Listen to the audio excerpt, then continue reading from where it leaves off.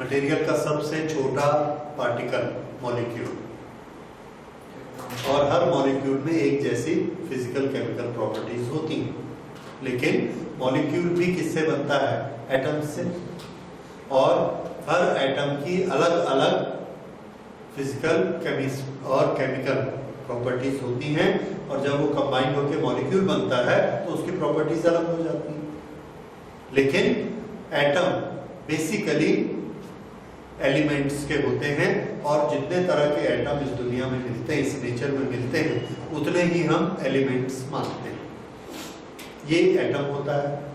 अच्छा, एटम के बाद आगे हम ये सोचते हैं एटम में क्या क्या होता है।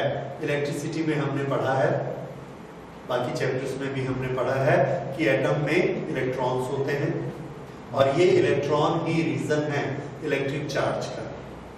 किसी चीज के पास इलेक्ट्रॉन का एक्सेस होना या इलेक्ट्रॉन की डेफिशिएंसी होना, ये क्या करता है? उस ऑब्जेक्ट को इलेक्ट्रिकली चार्ज ऑब्जेक्ट बना देता है। ठीक है, ये हमको पता है। अच्छा, किसी भी मेटल के पास इलेक्ट्रॉन्स होते हैं, और इसमें से बहुत से इलेक्ट्रॉन फ्री इलेक्ट्रॉन होते हैं। ये फ्री इलेक्ट्रॉन क्या होता है? फ्री इलेक्ट्रॉन आपने पढ़ा हुआ है कि एटम में पॉजिटिव चार्जेस न्यूक्लियस में होते हैं, और इलेक्ट्रॉन इसके चारों तरफ घूम रहे होते हैं। जितने पॉजिटिव चार्ज होंगे उतने ही नेगेटिव चार्ज होंगे, और एटम बेसिकली न्यूट्रल होता है, इलेक्ट्रिक चार्ज जीरो होता है। ओके, इसमें अगर हम किसी इलेक्ट्रॉन को किसी मेथड से एक्साइट करते हैं, उसके पास एनर्जी ज्यादा होती है, एक्साइटेड स्टेट में होता है, तो वो अपनी ऑर्बिट को छोड़कर बाहर चला जाता है, और दूसरे एटम्स के बीच में यहाँ कहीं घूमने लगता है। ये जाता है, इसको स्ट्राइक करता है, इस इलेक्ट्रॉन की जगह पर खुद घूमने लगता है, ये इलेक्ट्रॉन बाहर आ जाता है, तो ये फ्री इलेक्ट्रॉन बन गया। इस तरह से एट एनी गिवन मोमेंट बहुत सारे फ्री इलेक्ट्रॉन होते हैं।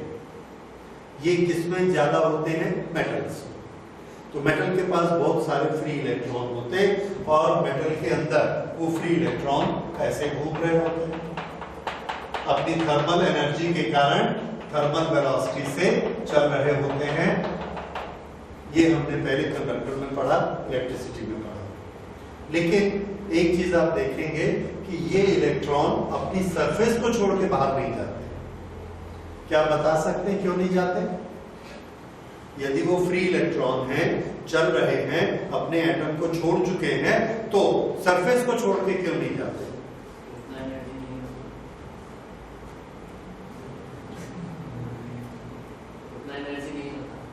उतना एनर्जी नहीं होता। तो अगर छोड़ के जाएगा तो क्या होगा? जो एक बहुत स्पीड से ऐसे जा रहा है, यहां तक पहुंचेगा, फिर क्या होगा? बड़ी स्पीड से जा रहा है, सरफेस तक पहुंचेगा, फिर क्या होगा? बाहर निकलेगा, फिर positive charge. Very good, exactly यही रीजन है। जैसे ही वो इसमें से बाहर निकलेगा, अभी फिलहाल इस पूरे का नेट चार्ज कितना है? जीरो। भले वो फ्री हो गया है, ये फ्री हो गया है, लेकिन इस पूरे का नेट चार्ज कितना है? जीरो। तो किसी भी मेटल का नेट चार्ज जीरो होता है। अगर उसमें से एक इलेक्ट्रॉन ऐसा बाहर निकलेगा तो इसका चार्ज कैसा हो जाएगा? प्लस। इलेक्ट्रॉन का चार्ज कैसा हो जाएगा? माइनस। और कूलम्स लॉ से प्लस और माइनस के बीच में एक फोर्स ऑफ अट्रैक्शन पैदा होगा, और ये फोर्स आर स्क्वायर के इनवर्सली प्रोपोर्शनेट होता है। ये डिस्टेंस बहुत छोटा सा डिस्टेंस, जैसे ही सरफेस से बाहर निकला, छोटा सा आर है, तो फोर्स कैसा होगा? बहुत ज्यादा। नीचे का प्लस, ऊपर का माइनस, दोनों के बीच इतना ज्यादा अट्रैक्शन का फोर्स होता है कि वो इलेक्ट्रॉन सरफेस में वापस आ जाता है, नहीं निकल पाता। तो उसके निकलने के लिए क्या चाहिए? इतनी ज्यादा स्पीड चाहिए कि वो उस फोर्स को पार करके भी बाहर चला जाए। उतनी ज्यादा स्पीड, जिस चीज के पास स्पीड होती है उसके पास एनर्जी होती है। इसका मतलब यह है कि उस इलेक्ट्रॉन को हमको इतनी एनर्जी देनी चाहिए या उसके पास इतनी एनर्जी होनी चाहिए कि वो सरफेस के बाहर जाए फिर वापस मत आए, ठीक है, तब वो उसको छोड़कर जा सकता है। तो ऐसा इलेक्ट्रॉन जिसको इतनी एनर्जी मिल जाए और वो सरफेस को छोड़ के बाहर चला जाए, तो इस प्रोसेस को हम कहेंगे emission of electron. This is emission of electron. तो नोट करिए, when electron gets sufficient energy, when an electron gets sufficient energy,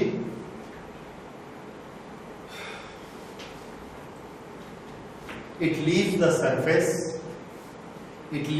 surface of metal and goes out of it,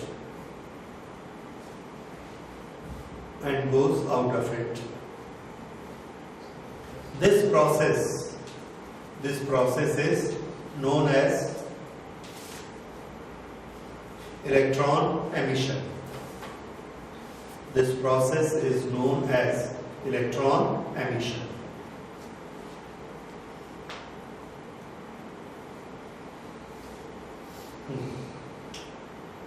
There are 3 types of electron emissions.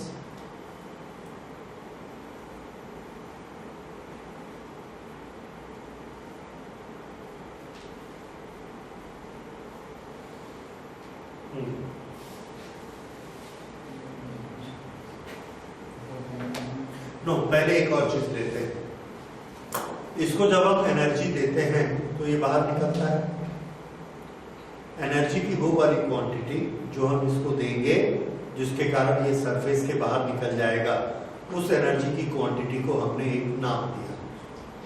हम उस पर इतना work करते हैं कि वो बाहर निकल जाता है, तो उस एनर्जी को हमने नाम दिया वर्क फंक्शन। नोट करिए, वर्क फंक्शन।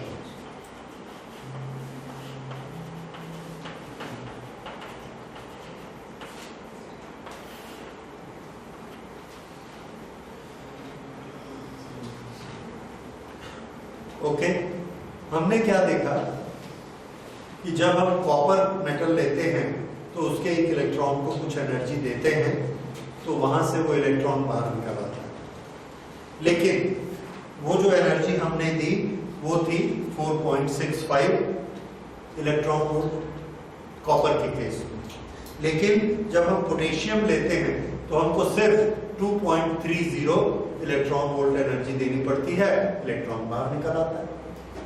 लेकिन अगर हम प्लेटिनम लेते हैं या निकल लेते हैं तो निकल में हमको ये एनर्जी 5.15 देनी पड़ती है। क्यों?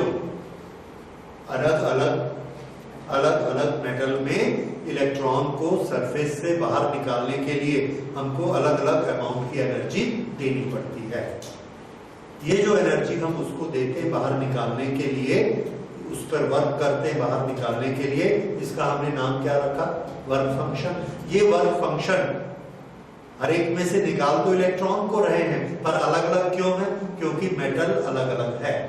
तो वर्क फंक्शन किसके अनुसार बदला? इलेक्ट्रॉन के अनुसार कि मेटल के अनुसार? मेटल के अनुसार। So work function is a function of metal, इस change is a characteristic of metal. तो नोट करिए, work function is the energy required by an electron, energy required by an electron to leave the surface of a metal, to leave the surface of a metal without any acceleration or motion, without any acceleration or motion। इसका ये मतलब है कि ये सिर्फ surface से बाहर लाने वाली एनर्जी का मेजरमेंट है। तो अगर इसके में यहां से यहां तक हम इलेक्ट्रॉन को बाहर निकालते हैं और 4 इलेक्ट्रॉन वोल्ट लगता है, तो क्या 5 भी नहीं निकलेगा? निकलेगा। तो क्या उसका वर्क फंक्शन 5 होगा? आंसर है नो। 5 से जब हम इसको निकालेंगे, 5 एनर्जी देंगे, तो ये यूज कितनी करेगा बाहर निकलने में? 4, और बाकी 1 को लेकर ये यहां से मूव करना शुरू कर देगा, उसमें एक्सेलरेशन आ जाएगा, उसमें वेलोसिटी आ जाएगी। तो वर्क फंक्शन की डेफिनेशन क्या कहती है कि ये सिर्फ उतना ही वर्क है, only that much work which will take out the electron from this side of the surface to this side of the surface। सिर्फ बाहर निकालने के लिए जो एनर्जी चाहिए उसी को क्या कहेंगे? Work function. समझ आया? ये वर्क फंक्शन। और ये किसकी कैरेक्टरिस्टिक है, किसके अनुसार बदलती है? मेटल टू मेटल बदलती है। इसलिए वर्क फंक्शन किसका फंक्शन है? मेटल का फंक्शन। ठीक है? ओके। इसके बाद नोट करिए, this work function is different for different metals।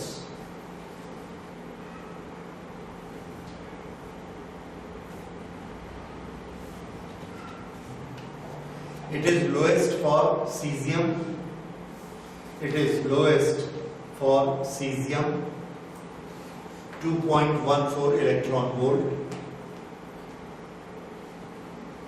2.14 electron volt, and it is highest for platinum,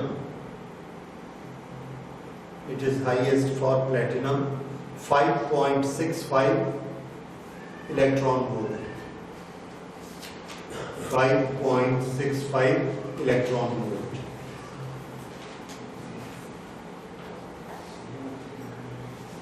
ठीक है?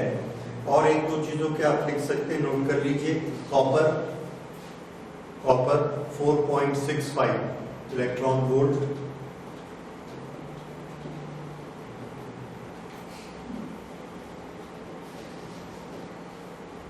कैल्शियम 3.20, एल्यूमिनियम 4.28, निकल 5.15, निकल 5.15 इलेक्ट्रॉन वोल्ट। ठीक है? तो इतनी एनर्जी देंगे तो उसका इलेक्ट्रॉन सरफेस के जस्ट अंदर से सरफेस के जस्ट बाहर निकल आएगा। बस मिनिमम एनर्जी, ना तो बाहर आके कुछ वेलोसिटी उसके पास आएगी, ना ही बहुत अंदर से बाहर तक खींचा जाएगा। ये मिनिमम वर्क फंक्शन है। ओके। उसके बाद ये जो इलेक्ट्रॉन बाहर निकलते हैं इसको हम क्या कहते हैं? Emission of electron. ये एमिशन ऑफ इलेक्ट्रॉन 3 तरह के होते हैं, तो नोट करिए, there are 3 types of electron emissions. There are 3 types of electron emissions. Number 1,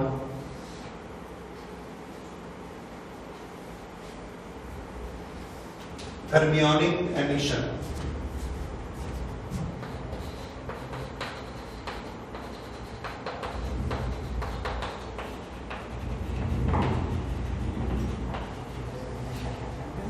देखिए, हमने इलेक्ट्रॉन को एनर्जी देना है।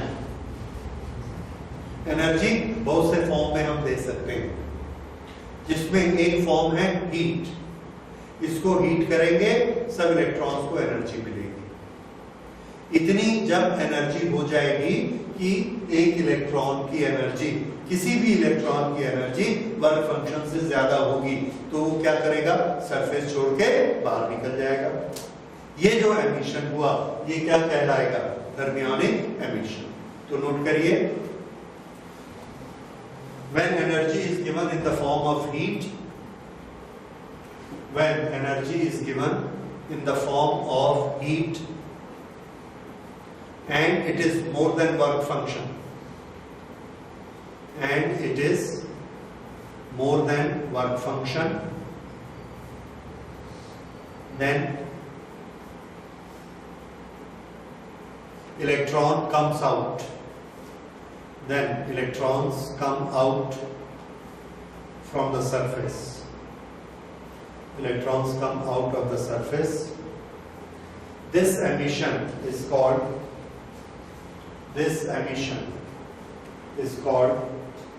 fermionic emission. This emission is called fermionic emission.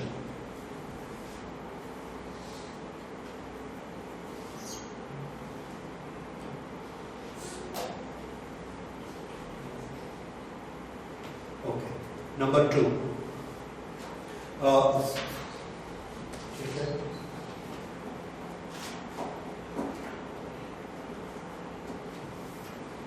Field emission. Number 2 is field emission.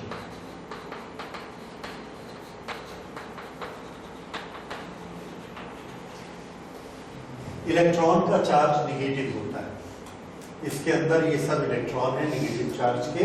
यहां पर हमने एक प्लेट लगाई पॉजिटिव चार्ज, तो माइनस से प्लस, या यहां पर हमने एक प्लेट लगाई माइनस की, यहां एक प्लेट लगाई प्लस की, तो इसके बीच में एक इलेक्ट्रिक फील्ड बनेगा इस तरह से, +2 माइनस, ये इलेक्ट्रिक फील्ड बना। इलेक्ट्रॉन किधर फोर्स एक्सपीरियंस करेंगे? Due to this minus they will feel a force of repulsion, due to this plus they will experience a force of attraction. दोनों फोर्स लगाएंगे। इस फोर्स को हम क्या कहते हैं? This force is Q into electric field और charge on the electron E into electric field, ये फोर्स इस पर लगता है। जैसे ही ये निकलकर बाहर आएगा, हमने पहले डिस्कस किया है कि ये पॉजिटिव हो जाएगा तो ये इसको वापस खींच लेगा, लेकिन ये वाले सब इसको इधर खींचते हैं। अगर हमने ये फील्ड की स्ट्रेंथ बढ़ा दी, इतने ज्यादा प्लस और माइनस किए कि इस फील्ड की स्ट्रेंथ बहुत ज्यादा हो गई, तो एक टाइम ऐसा आएगा फील्ड की स्ट्रेंथ इतनी ज्यादा हो जाएगी कि ये इसके इलेक्ट्रॉन को बाहर खींच लेगा, इलेक्ट्रॉन को बाहर खींच लेगा। इसको आप इस तरह से फोर्स के रेफरेंस में समझ सकते हैं। एनर्जी के रेफरेंस में सिस्टम और पार्टिकल के पास एनर्जी होती है, इस इलेक्ट्रॉन को पोटेंशियल एनर्जी मिलेगी। कितनी पोटेंशियल एनर्जी मिलेगी? E into V, ये हमने पढ़ा हुआ है। Potential energy of an electron kept in voltage V is E into V। ये इसको एनर्जी मिली या वर्क डन हुआ। ये वाली एनर्जी जब वर्क फंक्शन से ज्यादा हो जाएगी तो क्या होगा? ये इलेक्ट्रॉन बाहर निकल आएगा। ये एनर्जी हमने इसको किससे दी? इलेक्ट्रिक फील्ड लगाकर दी। इसलिए ये जो इलेक्ट्रॉन बाहर निकलते हैं, इस एमिशन को हम क्या कहेंगे? Field emission. ठीक, तो नोट करिए। When metal plate is placed in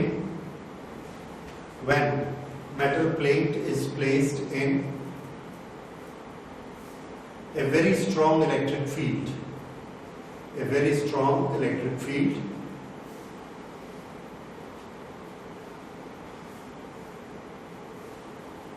the electrons experience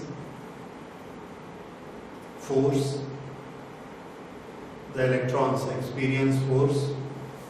and they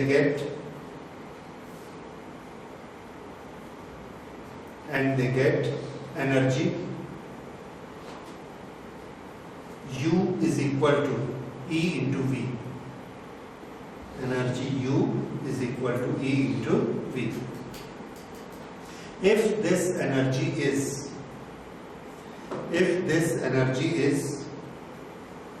more than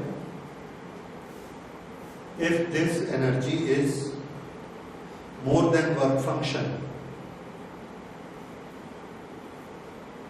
if this energy is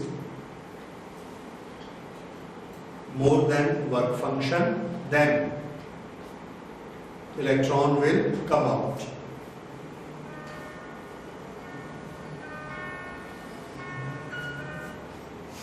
Then electron will come out, and this emission will be field emission, and this emission will be field emission.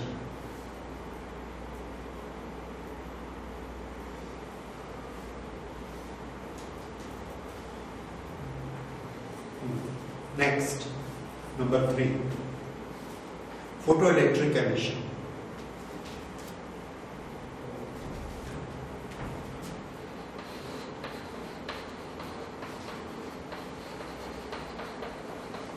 Photoelectric emission.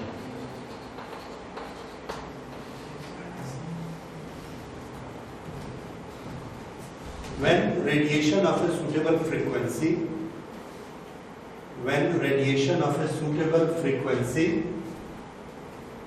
is incident on a metal surface,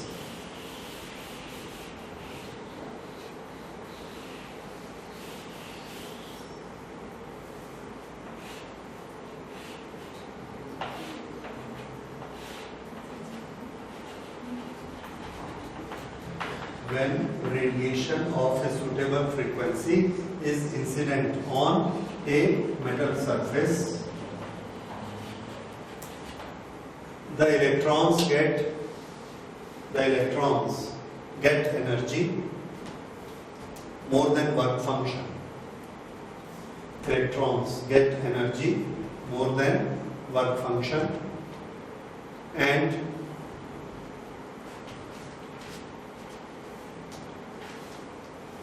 they come out of the surface.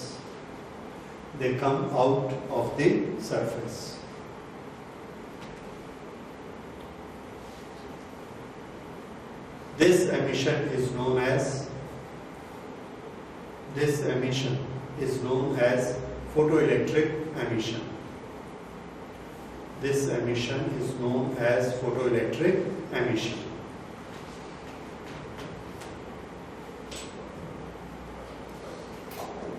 And such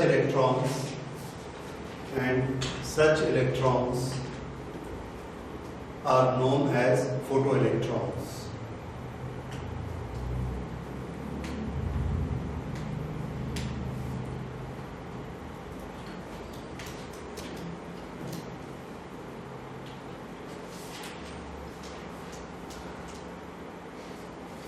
Okay? So this is photoelectric emission. In this type there may be 3 types of emissions.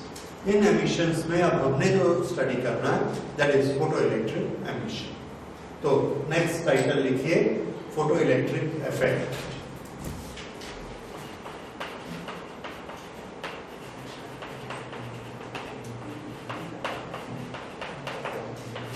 Photoelectric effect.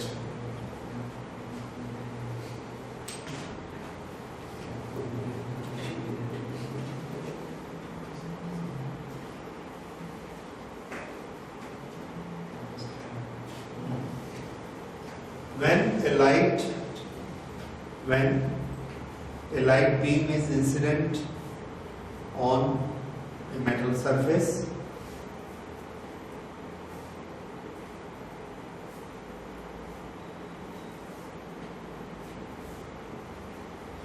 due to its energy,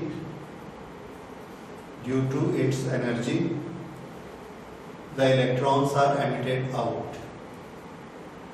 Due to its energy, the electrons are emitted out. This phenomena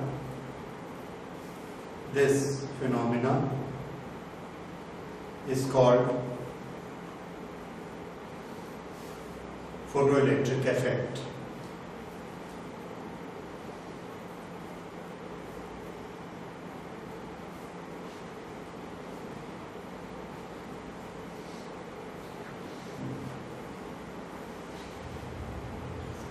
Full stop. Next para. This may change from metal to metal.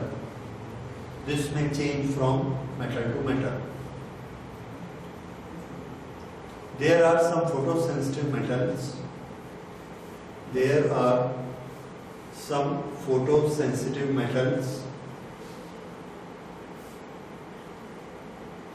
Like cesium, potassium, sodium.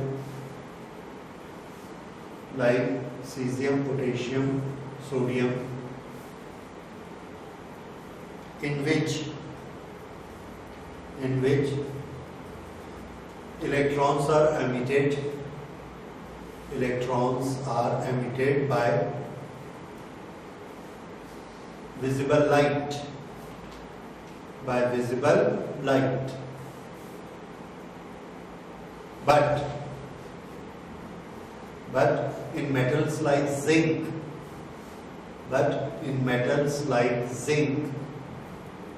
the ordinary visible light is not able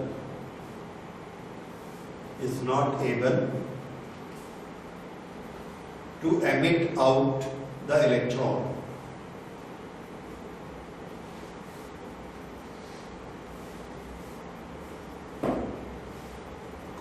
But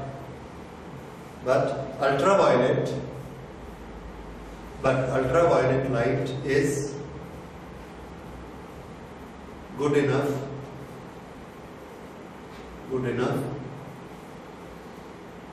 for electron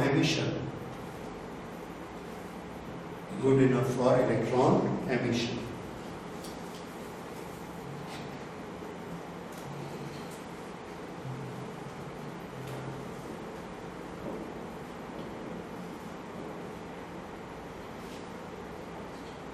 Okay.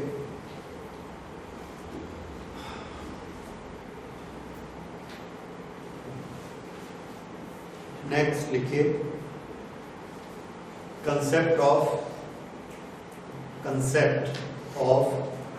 Threshold frequency.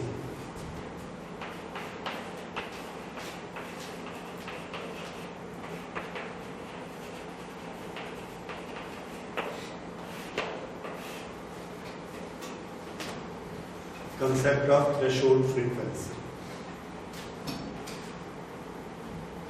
Threshold frequency को इस तरह से समझिए, हमने एक metal लिया calcium को लगाया और यहां से लाइट डालनी शुरू की। पहले हमने रेड लाइट डाली, इसमें से कोई इलेक्ट्रॉन नहीं निकला। वो रेड लाइट हमने 100 वॉट के बल्ब से डाली, 200 वॉट के बल्ब से डाली, 400 वॉट के बल्ब से डाली, लेकिन इलेक्ट्रॉन नहीं निकला। इसका मतलब कि वो इलेक्ट्रॉन को एनर्जी देने में सक्सेसफुल नहीं। उसके बाद हमने उसका कलर चेंज किया, येलो कलर डाला, नहीं निकला। उसके बाद हमने जैसे ही ग्रीन कलर की लाइट डाली सिर्फ 100 वॉट के बल्ब से, तो इसमें से इलेक्ट्रॉन निकला। हमारे पास एक्सपेरिमेंट है चेक करने के लिए, अभी हम उसको स्टडी करेंगे। हमने देखा कि इलेक्ट्रॉन निकला ग्रीन से, लेकिन वो रेड से नहीं निकला था, येलो से नहीं निकला था, ऑरेंज से नहीं निकला था, ग्रीन से निकल गया। तो येलो, रेड और ग्रीन, इनमें किस चीज का अंतर है? तो आंसर है इनमें फ्रीक्वेंसी का अंतर है। इसका मतलब एक पर्टिकुलर फ्रीक्वेंसी के बाद अगर वो लाइट आती तो ग्रीन से निकलता है, ब्लू से निकलता है, वायलेट से भी निकलता है। क्यों? अब सबकी फ्रीक्वेंसी ज्यादा है। इसका मतलब एक मिनिमम फ्रीक्वेंसी होती है, वो फ्रीक्वेंसी की लाइट जब इसको मिलेगी तब इलेक्ट्रॉन निकलेगा, नहीं तो नहीं निकलेगा।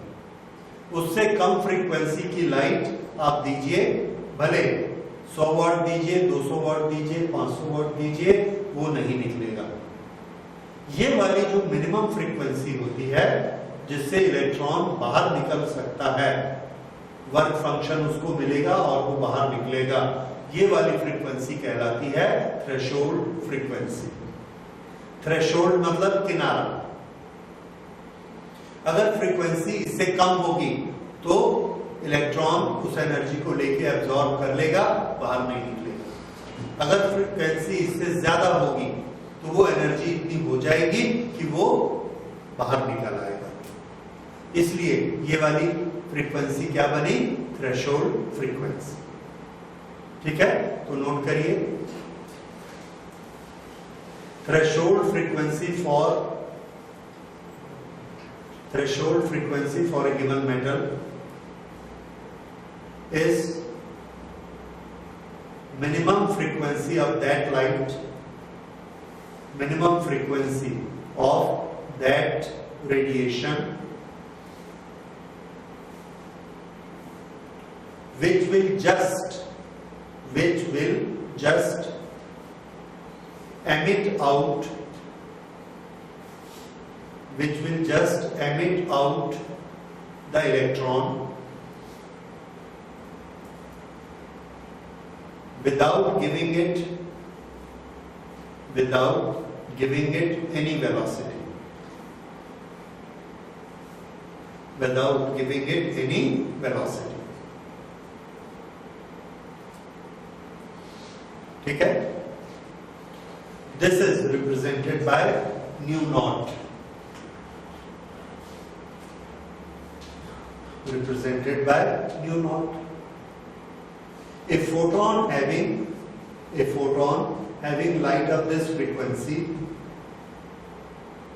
has energy h nu naught. A photon having this frequency has energy h nu naught. Since this energy is just sufficient to take out the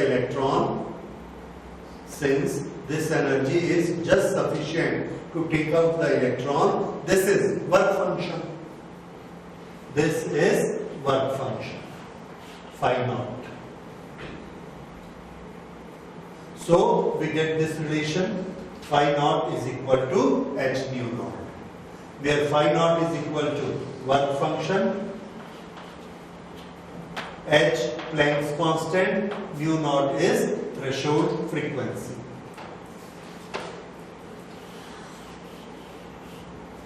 Work function is equal to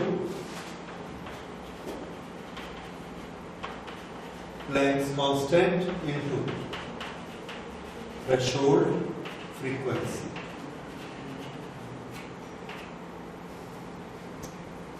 ठीक है? तो ये threshold frequency होती है. Okay, इसके बाद अब हम लोगों ने करना है हेल्वेक एंड लेनर्ड्स ऑब्जर्वेशंस और dual nature of radiation and material. Dual nature क्या होता है? एक लोकेशन से दूसरी लोकेशन पर एनर्जी जाती है तो उसके दो तरीके हो सकते हैं. हमने पढ़ा है एक तरीका जो रेडिएशन यूज करता है वो हमने पढ़ी वेव थ्योरी. तो रेडिएशन का नेचर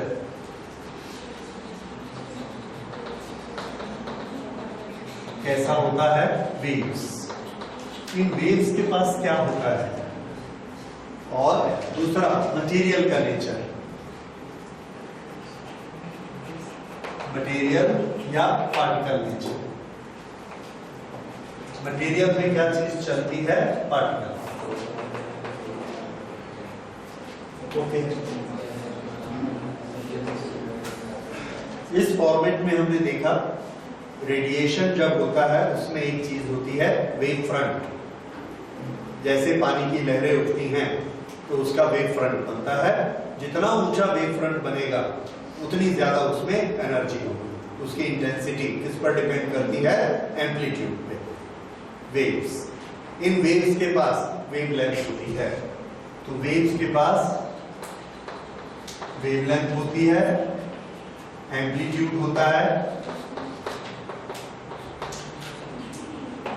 और ये एक मीडियम में जनरेट होती हैं. उस मीडियम में पार्टिकल खुद चलते नहीं हैं. पार्टिकल तो होते नहीं हैं, पॉइंट्स खुद चलते नहीं हैं. सिर्फ एनर्जी वेव के फॉर्म में, अपने मोशन के फॉर्म में आगे बढ़ते जाती है. जैसे इलेक्ट्रिक फील्ड कहीं कम कहीं ज्यादा, कहीं कम कहीं ज्यादा बना और वहीं पर ऑसिलेट हो रहा है, आगे नहीं जाता. उसके कारण नेक्स्ट पॉइंट पर इलेक्ट्रिक फील्ड ऑसिलेट होता है, उसके कारण नेक्स्ट पॉइंट पर ऑसिलेट होता है. ये चलता नहीं है. ये कौन सा मोशन है? Wave motion. पार्टिकल में क्या होता है? पार्टिकल में ये एक पार्टिकल स्ट्रेट लाइन में खुद मूव करेगा. तो पार्टिकल नेचर में it moves in straight line. इसके पास वेव नहीं होती, इसके पास मोमेंटम होता है, इसके पास मास होता है और ये मोशन कैसे करता है? Straight line. ये वाला नेचर किसका होता है? पार्टिकल का. और ये वाले एट्रीब्यूट्स किसके हैं? रेडिएशन. दोनों में अंतर अभी तक हम लोग पढ़ चुके हैं।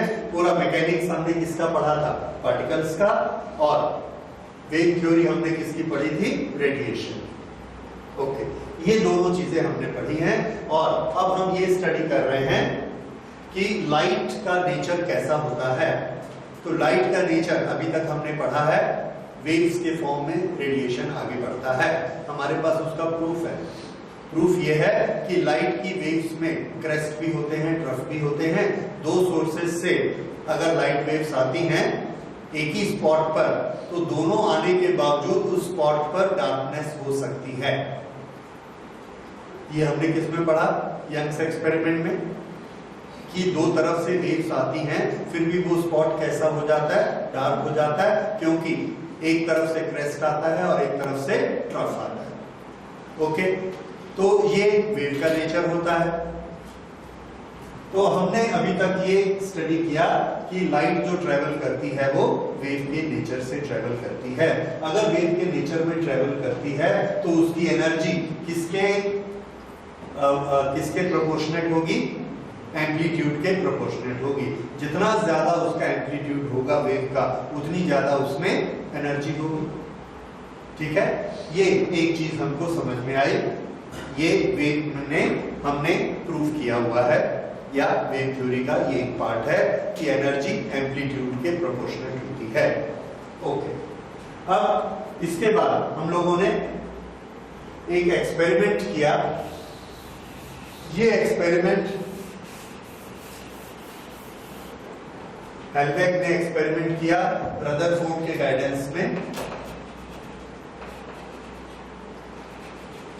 तो इसको रदरफोर्ड एक्सपेरिमेंट भी कह सकते हैं, और एक्चुअली ये उसके दो स्टूडेंट ने किया, दैट वाज हेल्बेक एंड फ्लेमेंस।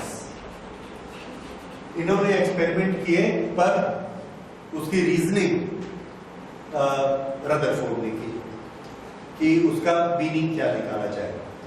ओके, ये एक्सपेरिमेंट हमको बताता है कि कुछ ऐसे फिनोमिना हमारे नेचर में होते हैं जो कि इस बात को प्रूव करते हैं कि लाइट वेव के फॉर्म में नहीं होती। लाइट वेव के फॉर्म में नहीं होती, तो मटेरियल के फॉर्म में होती है। और ये जो मटेरियल है वो एक क्वांटम होता है, एक पैकेट होता है एनर्जी का। और वो पैकेट का जो नेचर है चलने का, वो कैसा है? Material nature. यानी वो पैकेट खुद ट्रांसफर होता है सोर्स से लेके डेस्टिनेशन तक। सोर्स से लेके डेस्टिनेशन तक वो पैकेट खुद चलता है और वो मटेरियल जैसी प्रॉपर्टी शो करता है। उसके पास मोमेंटम भी होता है, उसके पास एनर्जी भी होती है, और उसके पास वेवलेंथ भी होती है, क्योंकि पैकेट वो किस चीज का होता है? वाइब्रेशंस का या वेव्स का पैकेट होता है। ओके, इसको प्रूफ करने के लिए इन्होंने जो एक्सपेरिमेंट किया, उस एक्सपेरिमेंट को हमने समझना है। ओके, तो ये एक्सपेरिमेंट हेल्बेक एंड लेनर्ट्स का, इसको यहां हम बनाते हैं। There is a glass tube. इस ग्लास ट्यूब में एक मेटल प्लेट हमने लगाई। This is a cathode. इस पर हम लाइट इंसिडेंट करना चाहते हैं। तो लाइट इंसिडेंट करने के लिए यहां पर हमने एक ओपनिंग बना दी, और यहां से लाइट को भेजा जा सकता है। इस तरह से ये लाइट यहां पर इंसिडेंट होगी। यहां पर हम लाइट का सोर्स रखेंगे। ओके, ये लाइट के सोर्स से यहां पर फोटोन आएंगे, लाइट आएगी, और उसके कारण यहां से इलेक्ट्रॉन निकलेंगे। इस इलेक्ट्रॉन को देखने के लिए, काउंट करने के लिए कि कितने इलेक्ट्रॉन निकले हैं या कितने नहीं निकले, हम उसको करंट में कैसे कन्वर्ट कर सकते हैं। तो हमको एक सर्किट बनाना है जिस सर्किट में वो फ्लो हो। तो उसके लिए हम क्या करते हैं, यहाँ सामने में एक और प्लेट लगाते हैं और यहां से इस तरह से सर्किट को कंप्लीट कर देते हैं।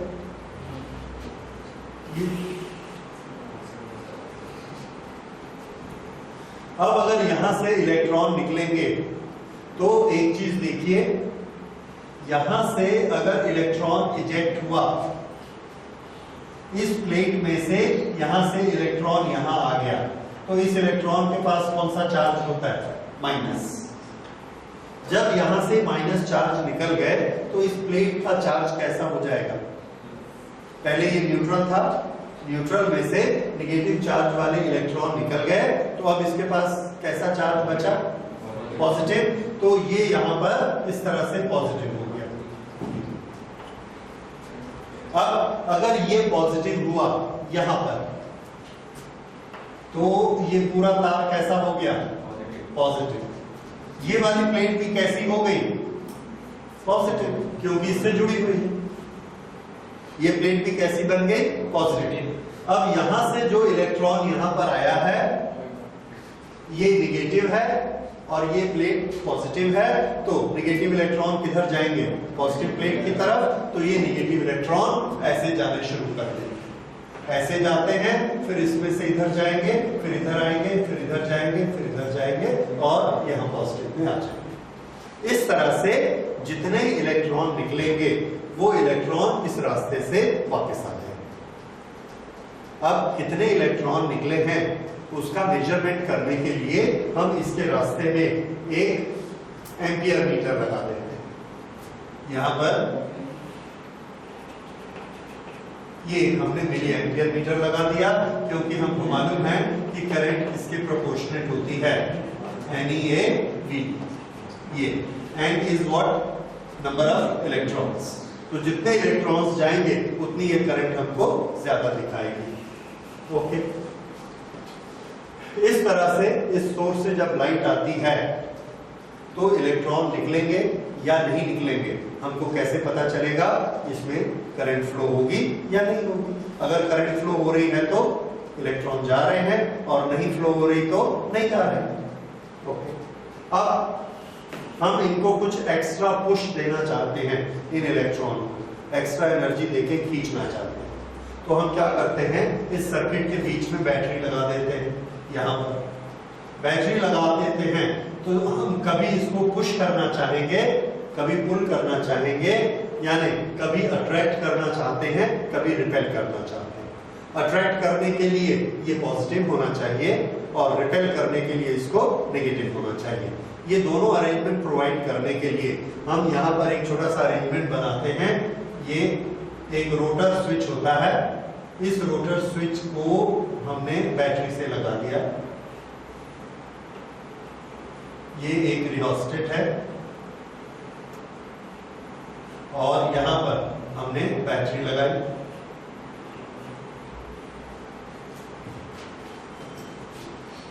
अब ये वाला टर्मिनल कैसा हो गया? प्लस, और ये वाला टर्मिनल कैसा हो गया? माइनस। और इसकी वोल्टेज ये रियोस्टेट कंट्रोल करेगा, वोल्टेज को कम या ज्यादा कर सकता है। अच्छा, अब ये वहां पर जो स्विच है ये एक रोटरी स्विच है। इस स्विच को अगर हम घुमाते हैं तो ये इससे कनेक्ट हो जाता है और ये इससे कनेक्ट हो जाता है, ये इससे कनेक्ट हुआ तो ये कैसा बन गया? पॉजिटिव। और ये टर्मिनल कैसा बन गया? नेगेटिव। लेकिन अगर हमने इसको स्विच को ऐसे घुमा दिया, घुमाने से ये इससे कनेक्ट हो गया और ये इससे कनेक्ट हो गया। अब ये कैसा बन गया? नेगेटिव, और ये कैसा बन गया? पॉजिटिव। इसका मतलब इनकी पोलैरिटी हमारे हाथ में है, हम प्लस और माइनस कुछ भी कर सकते हैं। ठीक है, एक चीज। दूसरा, इस रियोस्टेट से हम इसकी वोल्टेज को कम या ज्यादा करके कंट्रोल कर सकते हैं। इन दोनों में कितनी करंट फ्लो हो रही है, कितने इलेक्ट्रॉन जा रहे हैं, उसकी रीडिंग हमको कहां से मिलेगी? एम्पियर मीटर से। इन दोनों के बीच कितनी वोल्टेज है इसको देखने के लिए यहां पर हम एक वोल्ट मीटर लगा देते हैं, V। ये वोल्ट मीटर यहां लगा देते हैं। इस तरह से अब हम वोल्ट मीटर और एम्पियर मीटर से इसकी वोल्टेज और करंट को स्टडी कर सकते हैं, और ये वाले सिस्टम से वोल्टेज को मैनूवियर कर सकते हैं, कम या ज्यादा कर सकते हैं। ये एक अरेंजमेंट बनाया, ये किसने बनाया? हेल्बेक एंड लेवेल। ओके। अब इस अरेंजमेंट में सोर्स ऑफ लाइट है। सोर्स ऑफ लाइट जो लाइट देता है, उस लाइट के पास दो तरह की प्रॉपर्टीज होती हैं जिसका आपको समझना जरूरी है। उस लाइट के पास इंटेंसिटी होती है और उस लाइट के पास फ्रीक्वेंसी होती है। Intensity and frequency.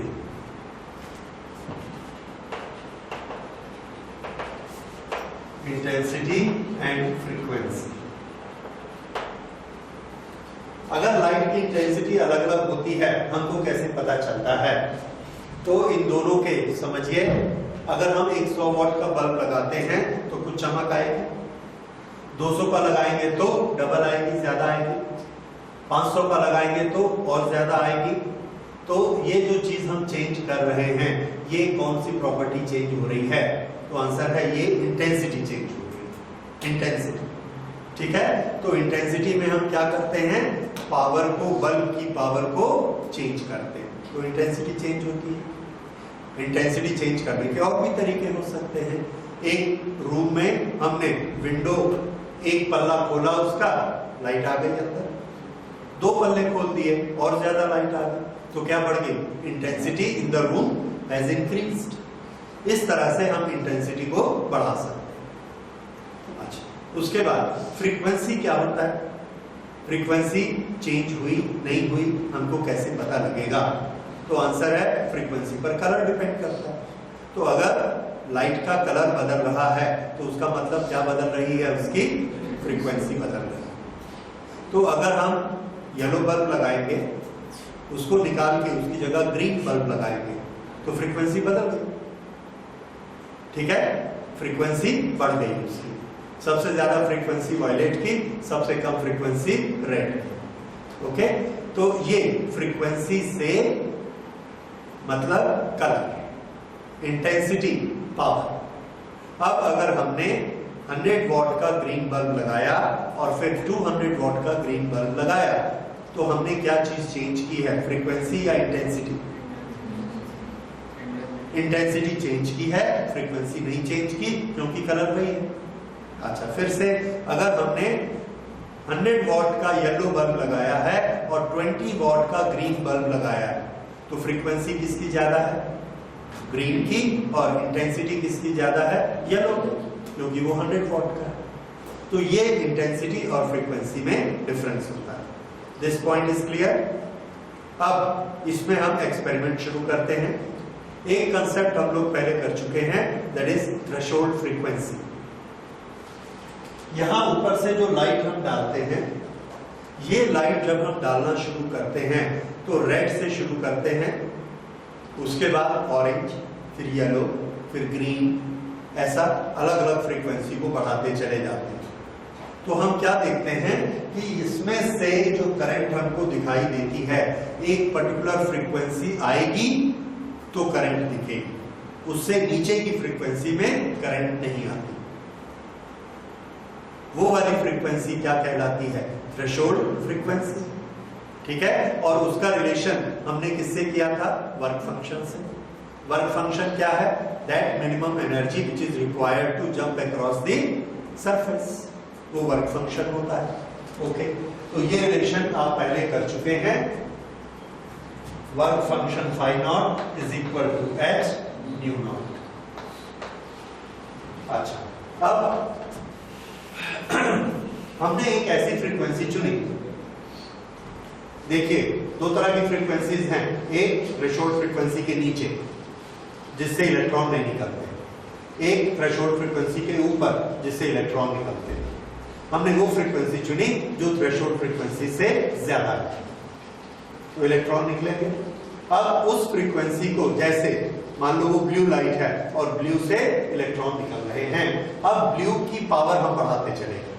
100 वॉट का बल्ब, 200 वॉट का बल्ब, 300 वॉट का बल्ब, 400 का, ऐसा बढ़ाते चले गए और करंट को हमने ऑब्जर्व किया। तो हम क्या देख रहे हैं? करंट बढ़ते चले जाती है। करंट क्यों बढ़ेगी? नंबर ऑफ इलेक्ट्रॉन्स बढ़ेंगे।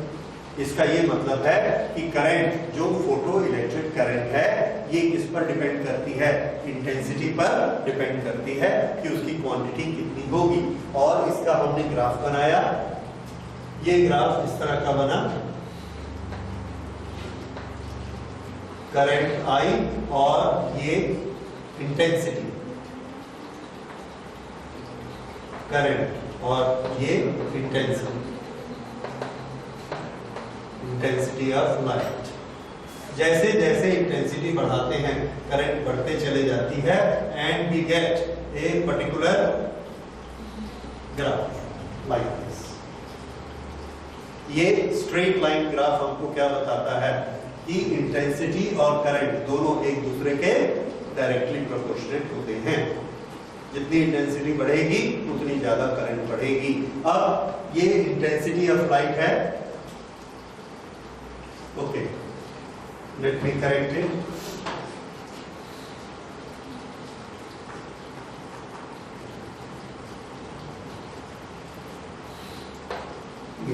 इस तरह से जैसे जैसे इंटेंसिटी ऑफ लाइट बढ़ेगी वैसे वैसे करंट बढ़ते चले जाएंगे। ये हमने इसमें पहले एक चीज स्टडी की। अब दूसरी स्टडी इसमें स्टार्ट की। उसमें हमने क्या किया कि एक पर्टिकुलर इंटेंसिटी पे रख के वोल्टेज को कम ज्यादा किया। वोल्टेज को कम ज्यादा किया तो क्या हुआ? कौन सी वोल्टेज? यहां से इसकी वोल्टेज को कम ज्यादा किया तो हम चेंज कर रहे हैं पोटेंशियल डिफरेंस या वोल्टेज को और ऑब्जर्व कर रहे हैं करंट। उसके लिए हमने एक ग्राफ बनाया।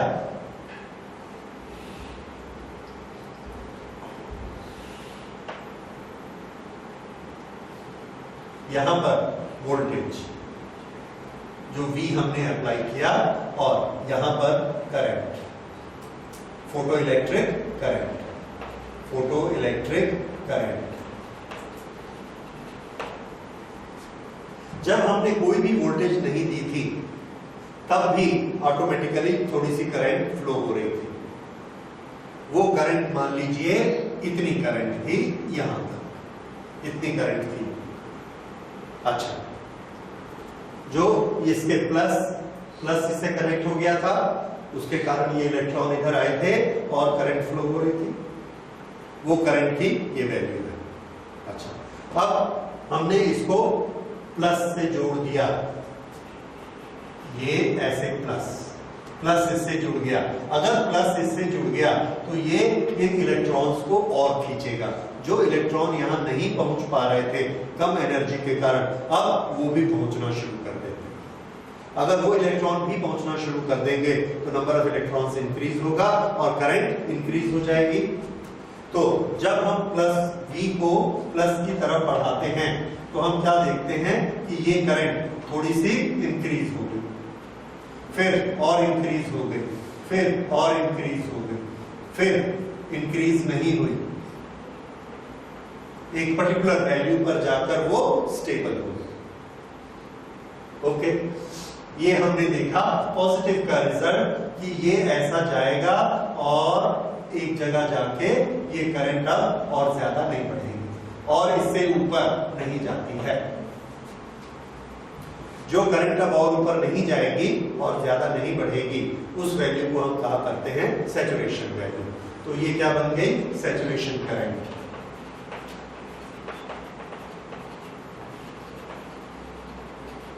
ये सैचुरेशन करंट होगी।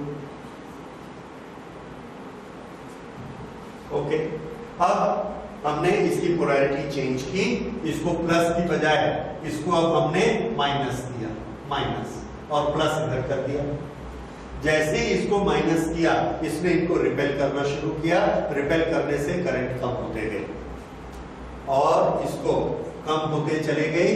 करंट और कम हुई और एक पर्टिकुलर पॉइंट पर आकर वो करंट जीरो हो गई। क्या बढ़ा रहे हैं हम? वोल्टेज। कौन सी वोल्टेज? नेगेटिव।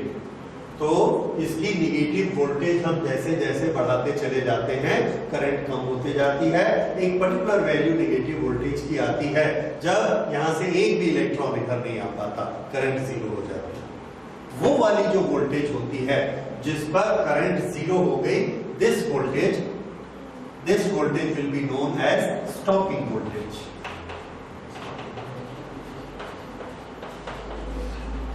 ये स्टॉपिंग वोल्टेज V0, जिसमें करंट जीरो हो जाएगी V0।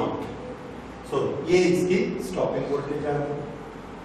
अच्छा, अब हमने क्या किया, ये एक एक्सपेरिमेंट हमारा हुआ।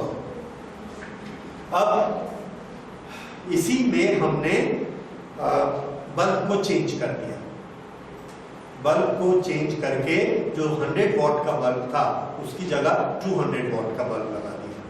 तो क्या चीज बढ़ा दी हमने, इंटेंसिटी बढ़ा दी, लेकिन कलर नहीं बदला, same colour but intensity is different.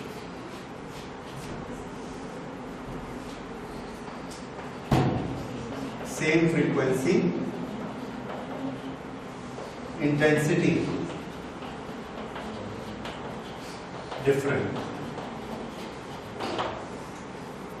अब हमने क्या देखा कि फिर से इसको स्टार्ट किया, ये यहां से ये ऐसे चला और फिर सैचुरेट हो गया। हमने इंटेंसिटी बढ़ाई थी, इसलिए अभी सैचुरेशन करंट हमको कैसी मिली, ज्यादा, क्योंकि 100 वॉट की जगह 200 वॉट का बल्ब। अच्छा, अब हमने क्या किया, निगेटिव वोल्टेज लगाई कि करंट को रोका जाए। करंट को रोकने के लिए जब हमने नेगेटिव वोल्टेज लगाई और नेगेटिव वोल्टेज बढ़ाते चले गए तो नेगेटिव वोल्टेज बढ़ते बढ़ते करंट कम होते गई और एक पर्टिकुलर वोल्टेज पर आकर करंट 0 हो गई। लेकिन हम लोगों ने देखा कि ये वोल्टेज तो वही है जो कि पहली वाली वोल्टेज थी। इसका मतलब इंटेंसिटी बढ़ाने से क्या चीज बढ़ गई, सैचुरेटेड करंट बढ़ गई पर स्टॉपिंग पोटेंशियल नहीं बढ़ा। अब हमने तीसरी इंटेंसिटी लगाई, पहले 100 वॉट का बल्ब लगाया था, फिर 200 वॉट का बल्ब लगाया, अब 300 वॉट का बल्ब लगाया। 300 वॉट का बल्ब लगाया, फिर से करंट शुरू हुई, इनिशियल करंट ही ज्यादा थी, फिर जब उसको प्लस दिया और करंट बढ़ी, बढ़ते बढ़ते ये भी सैचुरेट हो गई। जब कम किया तो माइनस किया तो ये भी कम होते चली गई, होते होते फिर 0 हो गई। लेकिन 0 होते समय इसका नेगेटिव पोटेंशियल वही का वही था। इसका ये मतलब है, ध्यान रखिए, हम इसमें क्या नहीं चेंज कर रहे हैं, फ्रीक्वेंसी चेंज नहीं कर रहे हैं। अगर फ्रीक्वेंसी चेंज नहीं कर रहे हैं, क्या चीज चेंज कर रहे हैं, इंटेंसिटी। जब हम इंटेंसिटी चेंज कर रहे हैं तो इसमें क्या चीज चेंज हो रही है, करंट। सेम फ्रीक्वेंसी और हमको क्या चीज सेम मिल रही है, stopping potential. Same stopping potential हमको मिलता है सेम फ्रीक्वेंसी पे। इंटेंसिटी अलग अलग हो तो करंट हमको अलग अलग मिलती है। तो हमने एक चीज सोच ली, ये ऑब्जर्व किया इसको। अब हम इसका सेकंड पार्ट करते हैं। सेकंड पार्ट में हमने क्या किया, फिर से बल्ब के हम सेट लेकर आए और अभी हमारे बल्ब के सेट 100 वॉट, 200 वॉट, 300 वॉट इस तरह के नहीं। तो ये बल्ब के सेट किस तरह के हैं, देखिए यहां पर सब के सब बल्ब हम 100 वॉट कर लेके आए, तो सबकी क्या चीज एक ही हो गई, इंटेंसिटी सबकी एक हो गई, लेकिन कलर अलग अलग लेकर आए, येलो, ग्रीन, ब्लू। तो हम क्या अलग लेके आए हैं, फ्रीक्वेंसी। और सब बल्ब को बारी बारी से लगाया, फिर से एक्सपेरिमेंट किया। अब जब ये एक्सपेरिमेंट हम करते हैं, इसका ग्राफ बनाते हैं। ओके, इसका जो ग्राफ बनता है,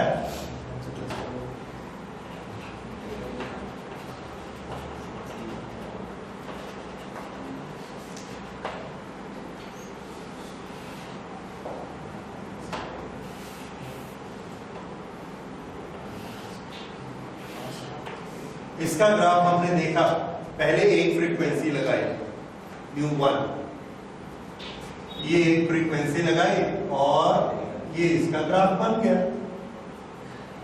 ये ठीक। अब दूसरी फ्रीक्वेंसी लगाई, दूसरी फ्रीक्वेंसी लगाई तो इनिशियली थोड़ी सी करंट डिफरेंट थी। जब हमने इसको पॉजिटिव किया, करंट बढ़नी शुरू हुई, बढ़ते बढ़ते बढ़ते ये सैचुरेशन करंट आ गई, पर सैचुरेशन करंट उतनी ही आई जितनी पहले आई थी। क्या चीज हमने बदली? फ्रीक्वेंसी।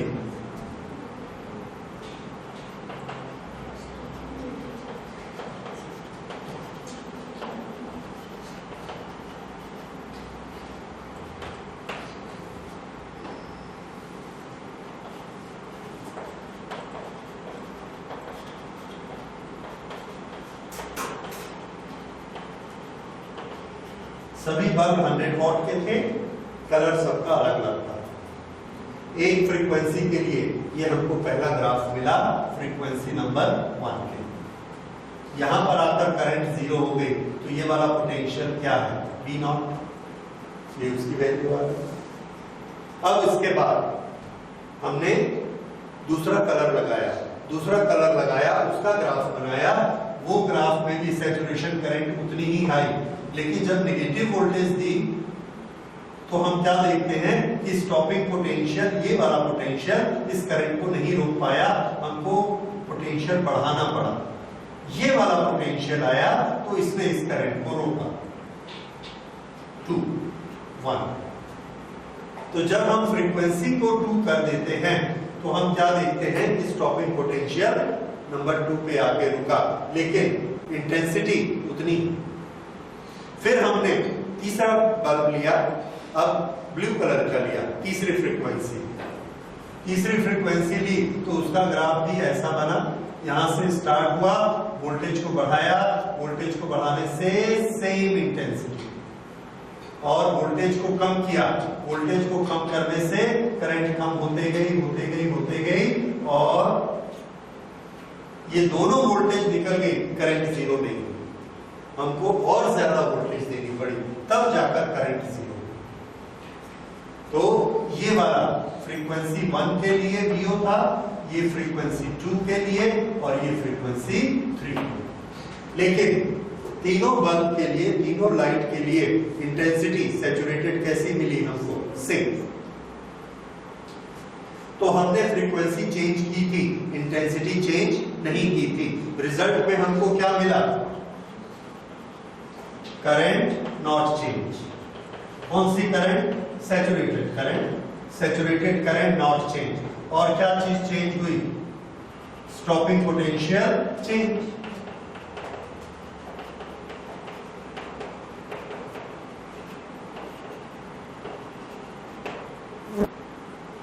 ये हमारे ऑब्जर्वेशंस थे इसमें और इसमें।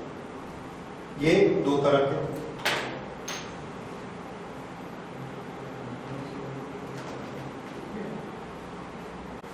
ये जो ऑब्जर्वेशंस देखे गए, इस ऑब्जर्वेशंस पर रदरफोर्ड ने क्या कंक्लूजन निकाला, ये हम लोगों ने शॉर्ट में लिखा हुआ है कि अगर इंटेंसिटी डिफरेंट होती है तो क्या चीज डिफरेंट हो जाती है? करंट। यानी करंट किस पर डिपेंड करती है? इंटेंसिटी। दूसरा, स्टॉपिंग पोटेंशियल किस पर डिफरेंट करता है? स्टॉपिंग पोटेंशियल फ्रीक्वेंसी पे डिपेंड करता है। अब ये स्टॉपिंग पोटेंशियल हमको क्या देता है? अलग अलग फ्रीक्वेंसी का स्टॉपिंग पोटेंशियल अलग अलग है। इसका मीनिंग क्या होता है? पोटेंशियल क्या करता है? पोटेंशियल पुश करता है, पोटेंशियल एनर्जी देता है। ये आप इलेक्ट्रोस्टैटिक्स में सब पढ़ चुके हैं। अगर किसी पार्टिकल का, किसी बॉडी का पोटेंशियल 12 है तो हम उसको हाथ लगा सकते हैं। अगर उसका पोटेंशियल 200 है तो हाथ नहीं लगा सकते। क्यों? बहुत जोर से पुश करेगा, हमारे चार्जेस को बहुत ज्यादा एनर्जी देगा। तो पोटेंशियल एक शब्द में किस चीज का रिप्रेजेंटेशन करता है? आंसर है एनर्जी। क्यों? क्योंकि पोटेंशियल का फॉर्मूला क्या है? W/Q, work done per unit charge is potential. किसी भी पार्टिकल की पोटेंशियल एनर्जी कितनी होती है? तो किसी भी पार्टिकल की पोटेंशियल एनर्जी हमको मालूम है Q इंटू V। Q उसका चार्ज है और V पोटेंशियल में वो रखी गई है। उस समय उसके पास कितनी एनर्जी होगी? Q into V। अब ये बताइए कि जो इलेक्ट्रॉन